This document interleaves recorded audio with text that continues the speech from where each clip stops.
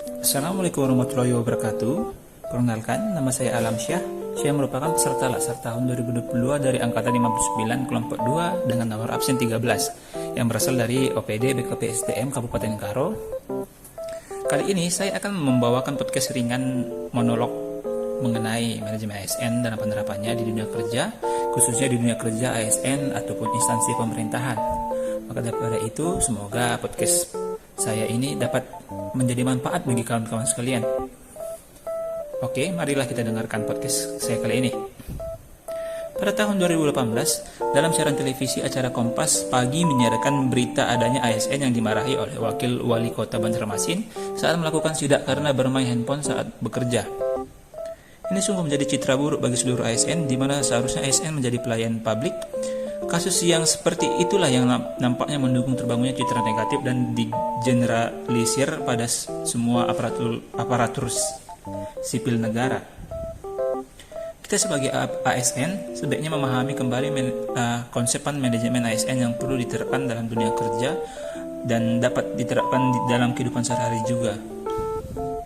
Manajemen ASN adalah pengelolaan ASN untuk menghasilkan pegawai ASN yang profesional, memiliki nilai dasar, etika profesi, bebas dari intervensi politik, bersih dari praktik korupsi, kolusi, dan nepotisme. Manajemen ASN lebih menekankan kepada pengaturan profesi pegawai sehingga diharapkan agar selalu tersedia sumber daya aparatur sipil negara yang unggul selaras dengan perkembangan zaman. Pegawai ASN berkedudukan sebagai aparatur sipil negara yang menjalankan kebijakan yang diterapkan oleh pimpinan instansi, serta harus bebas dari pengaruh dan intervensi semua golongan dan partai politik. Pegawai ASN dilarang menjadi anggota dan atau pengurus partai politik.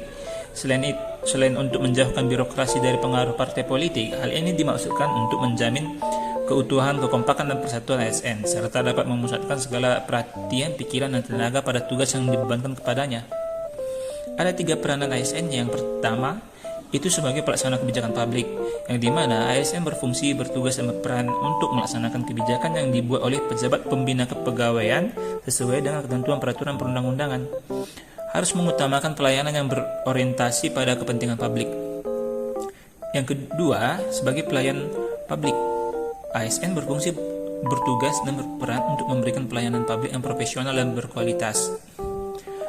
Pelayanan publik merupakan kegiatan dalam rangka pemenuhan kebutuhan pelayanan sesuai dengan peraturan perundang-undangan bagi setiap warga negara dan penduduk atas barang, jasa, dan atau pelayanan administratif yang diselenggarakan oleh penyelenggara pelayanan publik dengan tujuan kepuasan pelanggan. Yang ketiga, sebagai perekat dan pemersatu bangsa, ASN bertugas dan berperan untuk mempererat persatuan dan kesatuan negara kesatuan Republik Indonesia. ASN senantiasa dan taat sepenuhnya kepada Pancasila, Undang-Undang Dasar 1945, negara dan pemerintahan yang sah.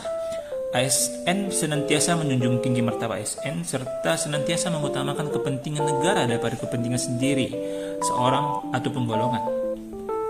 Selain hal tersebut, ASN juga bertugas sebagai melaksanakan kebijakan yang dibuat oleh pejabat pembina kepegawaian sesuai dengan ketentuan peraturan perundang-undangan, memberikan pelayanan publik yang profesional dan berkualitas, dan mempererat persatuan dan kesatuan negara kesatuan Republik Indonesia.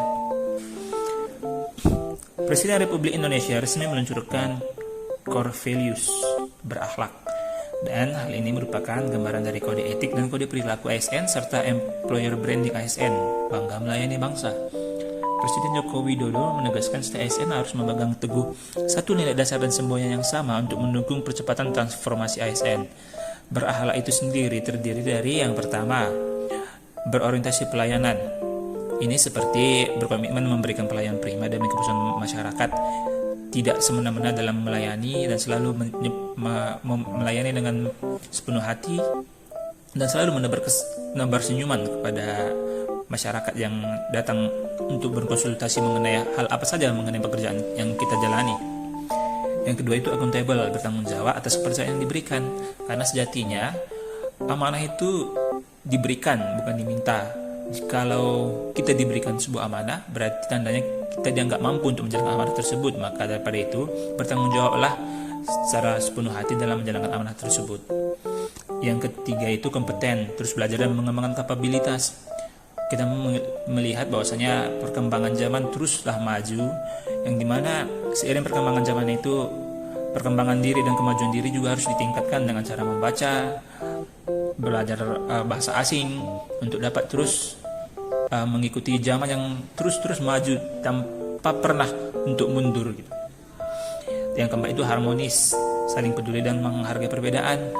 Harmonis ini berkesinambungan juga dengan berorientasi pelayanan. Ketika kita melaksanakan pelayanan, sebaiknya kita tidak membeda-bedakan suku, agama, ras, ataupun jabatan yang dimiliki oleh seseorang tersebut. Karena pada sejatinya, kita harus melayani dengan sepenuh hati tanpa membeda-bedakan satu sama yang lain.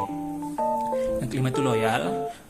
Loyal dalam artian berdedikasi dan mengutamakan kepentingan bangsa dan negara serta setia kepada ideologi Pancasila dan Undang-Undang Dasar tahun 1945 serta pemerintahan yang sah. Yang keenam itu adaptif, yaitu terus berinovasi dan antusias dalam menggerakkan serta menghadapi perubahan. Yang ketujuh itu kolaboratif, membangun kerjasama yang sinergis.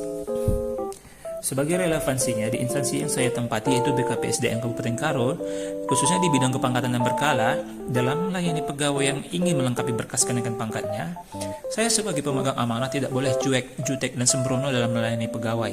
Karena pada dasarnya, orientasi pelayanan itu adalah melayani dengan penuh hati tanpa membedakan suku, agama, ras, dan jabatan yang dimiliki oleh seseorang. Begitu juga dalam bekerja sebagai seorang ASN, harus dapat mengikuti perubahan di bidang teknologi secara adaptif, yang dimana sekarang segala hal khususnya di bidang pangkat dan peningkatan pendidikan, berkas tidak harus lagi diserahkan langsung ke PKN, tetapi sudah melalui pengentrian via aplikasi CSN. Hal ini akan mempermudah ASN yang melek akan teknologi dan bagi ASN yang mudah beradaptasi terhadap perubahan. Namun hal ini akan memberatkan bagi ASN yang tidak paham mengenai teknologi, maka adaptif terhadap perubahan sangat dibutuhkan untuk maju dan berkembang mengikuti zaman yang terus berubah. Ketidakpahaman ASN menggunakan teknologi yang ada, disinilah dituntut untuk meningkatkan kompetensi diri dengan mempelajari segala hal khususnya di bidang teknologi agar kedepannya dapat lebih mudah beradaptasi dalam menghadapi pekerjaan yang kian hari kian berkembang. Kita sebagai ASN juga dapat saling ajar mengajari satu sama lain guna mempermudah dalam peningkatan kapasitas diri. Dengan demikian, pengaplikasian paradigma New Public Service akan lebih mudah untuk diterapkan. Sekian podcast singkat yang saya berikan, semoga bermanfaat untuk kawan-kawan sekalian.